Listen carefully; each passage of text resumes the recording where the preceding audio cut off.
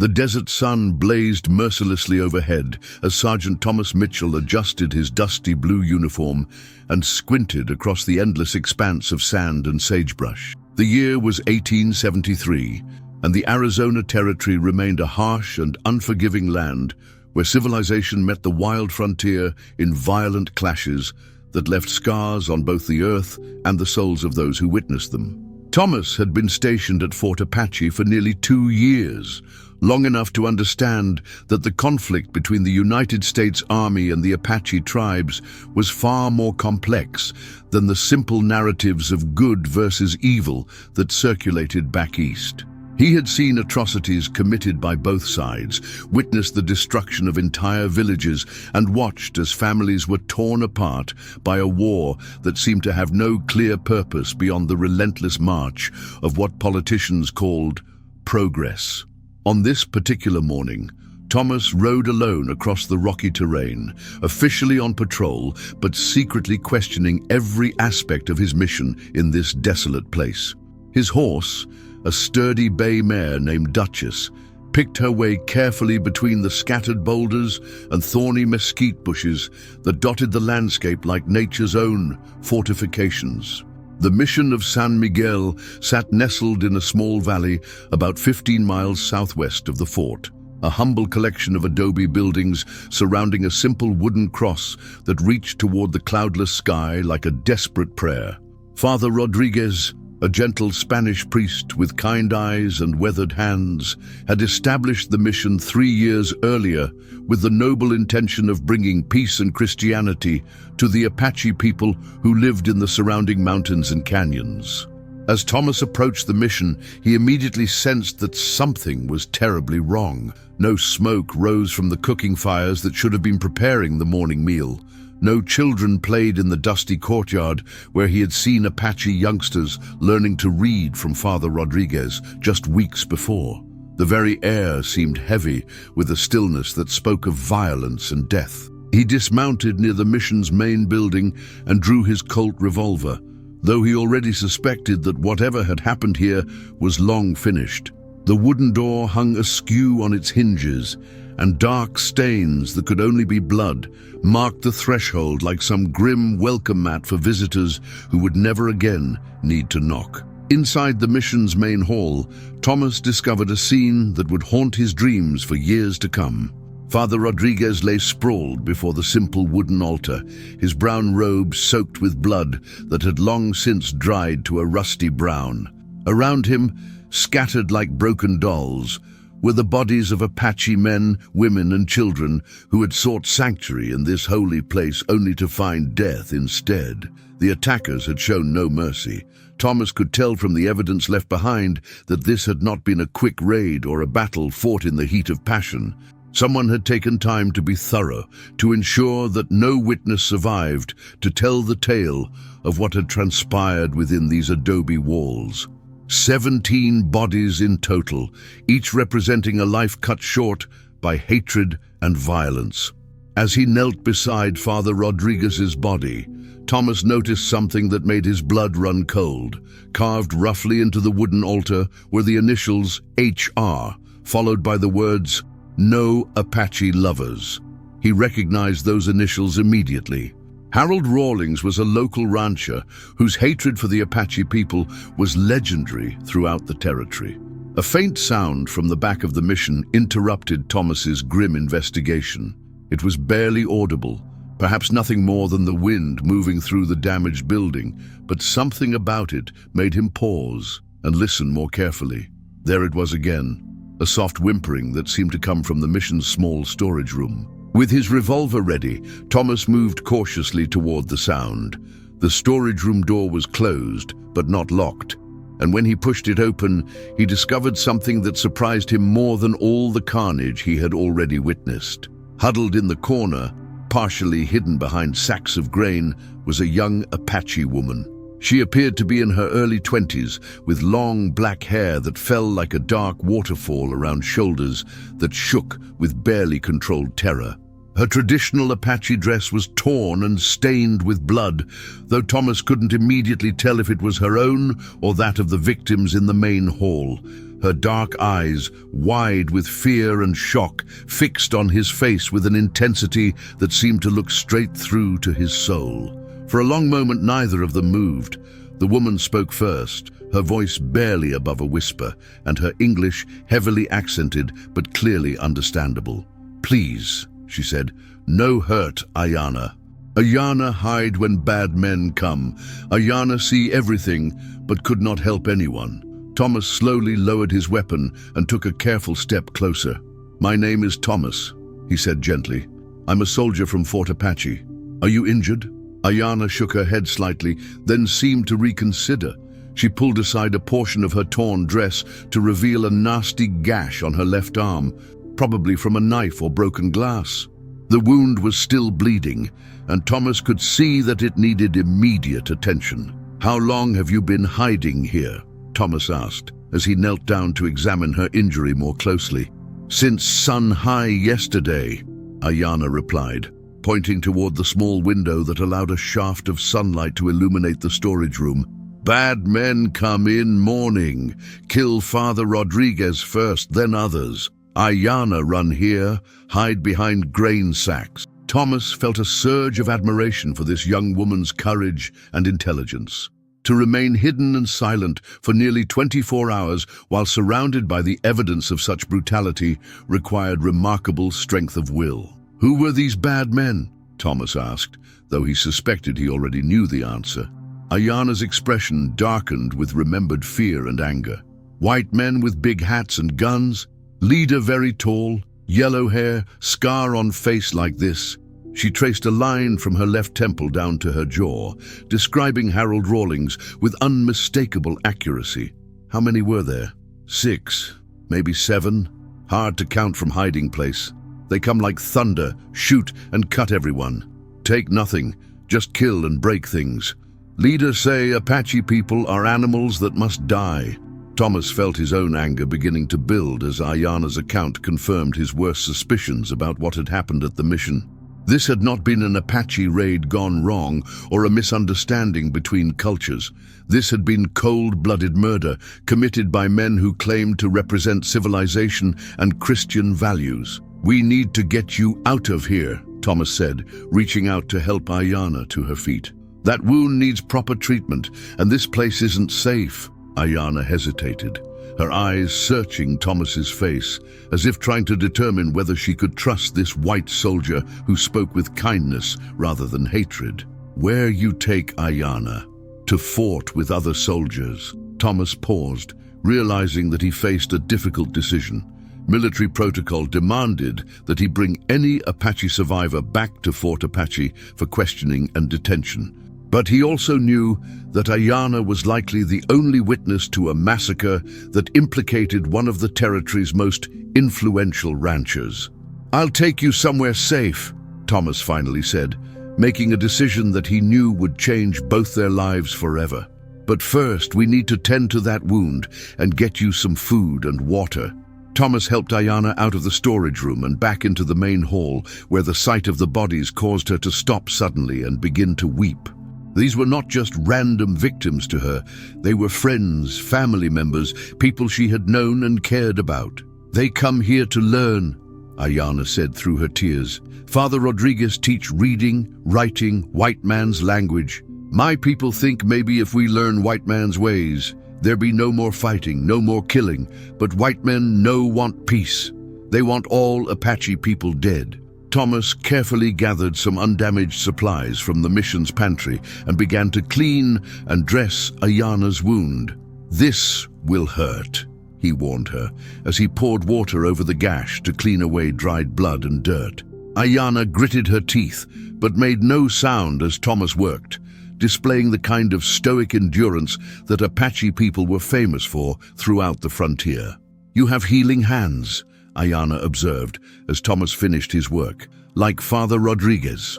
He always say, God gives some people gift for helping others feel better. Father Rodriguez sounds like he was a good man." Thomas replied, "I'm sorry I never got the chance to meet him properly. He want all people to live together in peace. Apache, Mexican, white American, all children of same God. He say hate is disease that make people sick in their hearts." D.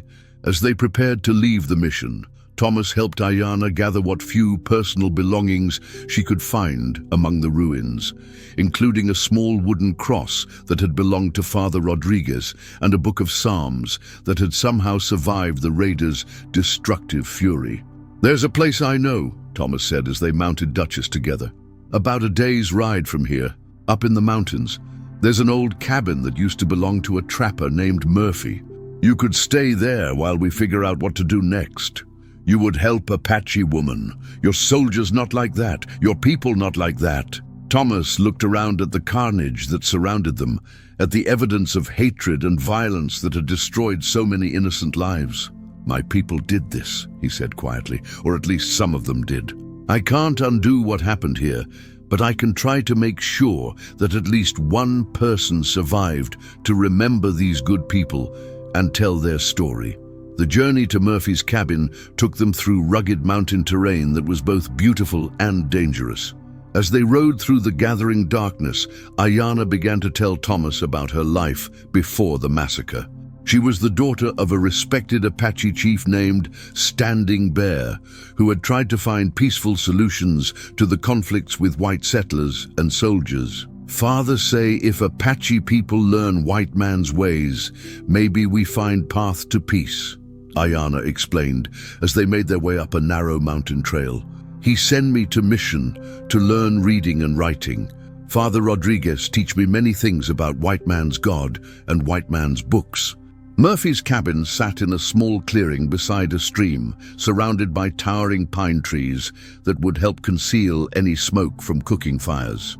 The structure was simple but solid, built from logs that Murphy had cut and fitted himself during the years when he had made his living trapping in the surrounding wilderness. Thomas spent the next hour helping Ayana clean the cabin and make it suitable for human habitation.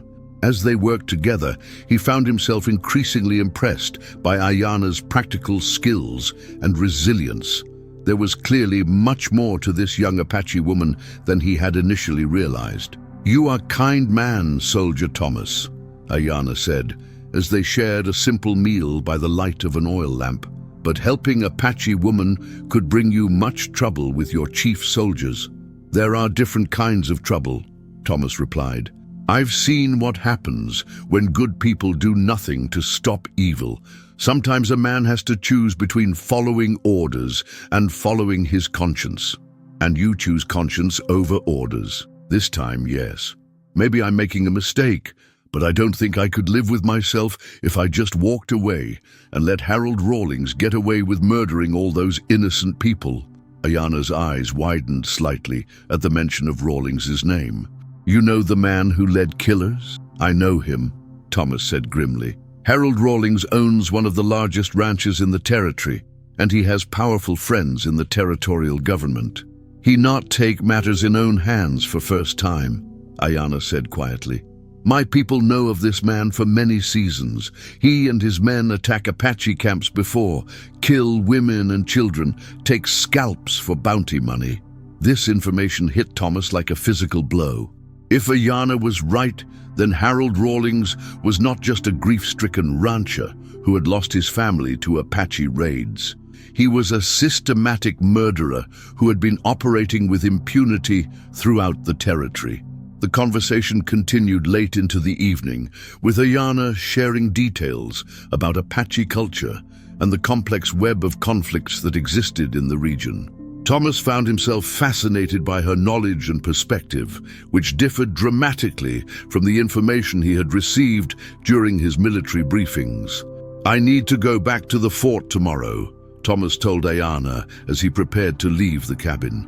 "I have to report what I found at the mission, and I need to figure out the best way to pursue justice for Father Rodriguez and the others who were killed."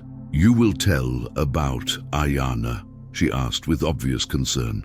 "Not yet," Thomas replied. "I need to be very careful about who I trust with that information."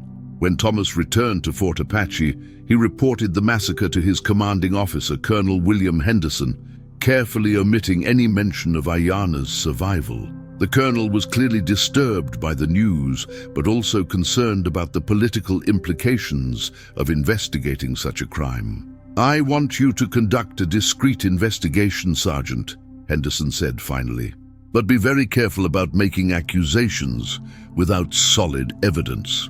Over the next several days, Thomas conducted his investigation with thoroughness, interviewing soldiers, traders, and travelers who might have information about threats against the mission. What he discovered painted a clear picture of growing tensions between local ranchers and the mission's educational efforts. But Thomas also learned something that chilled him to the bone. According to several reliable sources, Harold Rawlings had been seen in the company of known scalp hunters, men who made their living killing Apache people and selling their scalps to territorial officials who paid bounties for proof of dead Indians. When Thomas returned to Murphy's cabin with supplies and news, he found Ayana reading the Book of Psalms that had survived the massacre, teaching herself new English words while struggling to make sense of the violence that had destroyed her world. "Did you learn anything about the men who killed our friends?" she asked as they shared a meal by lamplight.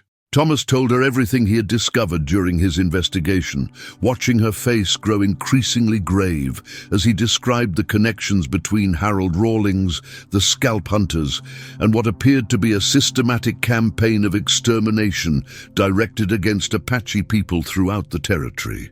"My father warned of this," Ayana said quietly. "He say white men not content to take our land piece by piece. They want to take everything at once, make sure no Apache people left to remember how things used to be." They spent the evening planning how to arrange a meeting between Thomas and Standing Bear, discussing the logistics and precautions that would be necessary to protect everyone involved. As they talked, Thomas found himself struggling with feelings that went far beyond professional respect and admiration. "Soldier Thomas have good heart," Ayana said softly as their conversation drew to a close. Ayana grateful for kindness and protection, but Ayana also know that feelings between Apache woman and white soldier bring much danger for both. Thomas felt his face redden with embarrassment at being so easily read, but he also felt a surge of hope at the suggestion that his feelings might not be entirely one-sided. "You're right," Thomas said quietly. "I've seen what happens to soldiers who get involved with Apache women. It never ends well for anyone. But that not mean feelings are wrong," Ayana replied, her voice barely above a whisper. "Maybe just means world is wrong about many things." As the evening wore on, Ayana began to share more details about her life and Apache culture, painting a picture of a world that was far more complex and sophisticated than anything Thomas had learned during his military training. He found himself fascinated by these glimpses into a society with its own forms of government, education, and moral philosophy. "How did you learn to speak English so well?" Thomas asked. "My grandmother was Mexican woman, captured by Apache warriors when she was young girl," Ayana replied.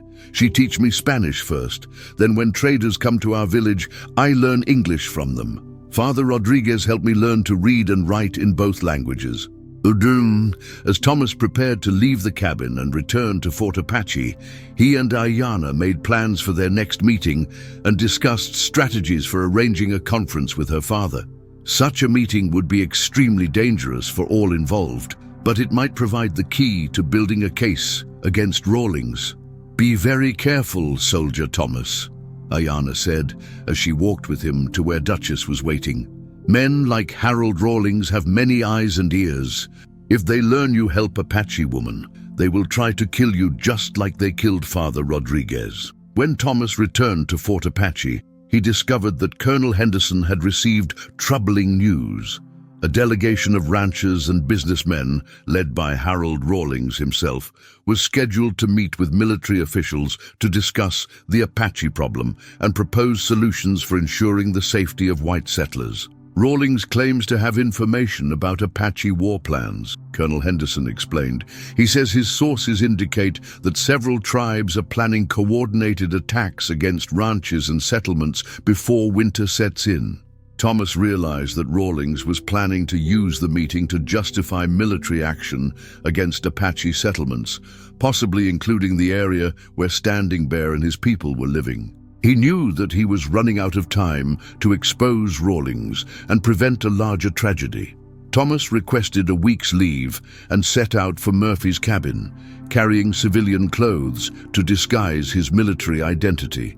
He found Ayanna working in a small garden plot behind the cabin, and the sight of her kneeling among the plants struck him as impossibly beautiful given their dangerous circumstances. They spent the afternoon discussing Thomas's plan for the upcoming meeting with territorial officials, working through the logistics and potential dangers. That evening, Ayanna began to teach Thomas some basic words and phrases in the Apache language, explaining that it would show respect if he could communicate with her father in his native tongue. The language lesson created moments of physical contact that sent electricity through Thomas's entire body. Their attraction was becoming increasingly difficult to ignore, and more than once their eyes met and held for longer than was strictly necessary. As the evening drew to a close, their conversation turned to personal topics, and Thomas found himself sharing his hopes for building a just society where people of different backgrounds could live together in peace. "You very different from other soldiers Ayanna has known," she observed. "Other soldiers see Apache people as problems to be solved. You see us as human beings with same hopes and fears as white people." "Thomas," Ayanna said quietly, using his first name for the first time. "Whatever happens in coming days, Ayanna wants you to know that meeting you has changed her heart about white people. Before, Ayanna think all white men have darkness inside. Now Ayanna know that some white men have light inside." Without thinking about the consequences, Thomas reached across the small space that separated them and took her hand in his. Ayanna did not pull away. Instead, she interlaced her fingers with his and looked directly into his eyes. For a long moment, they sat in silence, hands joined and hearts racing, both aware that they had crossed an invisible line that separated professional cooperation from something much more personal and dangerous. "This is dangerous," Thomas said finally, though he made no move to release her hand. "Many things are dangerous," Ayanna replied softly, "but some dangerous things are also worth the risk." Thomas felt himself drawn forward, Ayanna's face only inches from his, her dark eyes reflecting the flickering light of the dying fire. But before he could close the distance between them, the sound of approaching horses shattered the intimate silence of the cabin. Through the darkness outside, Thomas could hear the voices of at least 3 men, and he felt his blood turn to ice as he recognized the distinctive drawl of Harold Rawlings. "Spread out around the back," Rawlings was saying to his companions. "If there's anyone in there, I want them surrounded before they know what's happening." Moving quickly but quietly, Thomas extinguished the oil lamp and helped Ayanna gather essential supplies. Their peaceful evening had ended, and the deadly game that would determine their fate was about to begin. "Is there another way out of here?" Thomas whispered urgently. Ayanna nodded toward the back of the cabin. "Window in back room leads to forest, but they probably watch it too." "We'll have to risk it," Thomas replied, checking his revolver. "Stay close to me, and if anything happens, run for the trees and don't look back." As Thomas helped Ayanna through the back window and into the darkness of the pine forest beyond, he realized that their relationship had changed forever. They were no longer just a soldier and a refugee brought together by circumstances. They had become 2 people whose lives and hearts had become intertwined in ways that would either save them both or destroy them both. The sound of the cabin's front door splintering under heavy boots told Thomas that Harold Rawlings had finally arrived to collect the witness who could destroy his reputation and expose his crimes to the world. But Ayanna was no longer alone and defenseless. She now had a protector who was willing to risk everything to keep her safe, even if doing so meant abandoning his military career and becoming a fugitive himself. As they melted into the shadows of the forest, Thomas knew that from this moment forward, they would be running for their lives through some of the most dangerous territory in the American West, pursued by men who would stop at nothing to silence the young Apache woman who had witnessed their atrocities. He was no longer fighting just for justice or military honor. He was fighting for the woman he had come to love, and that made all the difference in the world.